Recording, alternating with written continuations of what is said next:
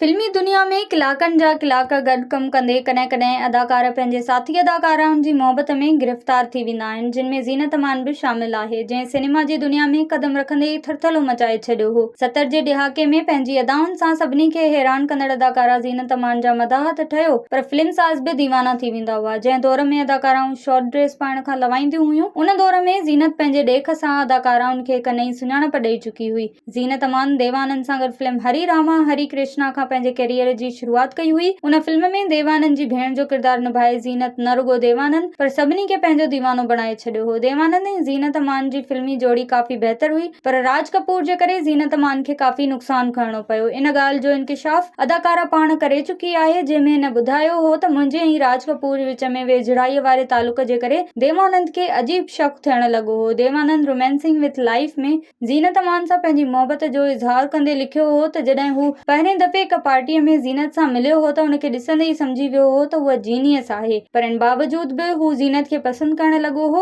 उन ॻाल्हि जो अदाकारा पाण इक़रार कंदे चयो हो त राज सां वेझड़ाईअ वारे तालुक जी ख़बर ॿुधी देवानंद जी दिलि टुटी पई हुई। ज़ीनत मूजिबि हूअ राज कपूर सां गॾु कमु करण जे मौक़े जी ॻोल्हा में हुई। जॾहिं हिनखे सत्यम शिवम सुंदरम में कमु करण जो मौक़ो मिलियो त हुनखे गनीमत समझंदे देर न कई, पर देवानंद हिनखे ग़लति तरीक़े सां समझण लॻो। देवानंद पंहिंजी रोमांसिंग विद लाइफ में लिखियो हो त राज कपूर ऐं ज़ीनत विच में हिदायतकार ऐं अदाकार हुजण सां गॾु ॿियो बि घणो कुझु हुयो। इहो सभु पढ़ी मुंहिंजी दिलि टुटी ऐं कावड़ बि आई हुई, जंहिं ते मूं पंहिंजी तौहीन महसूस कई ऐं मूंखे तकलीफ़ थी।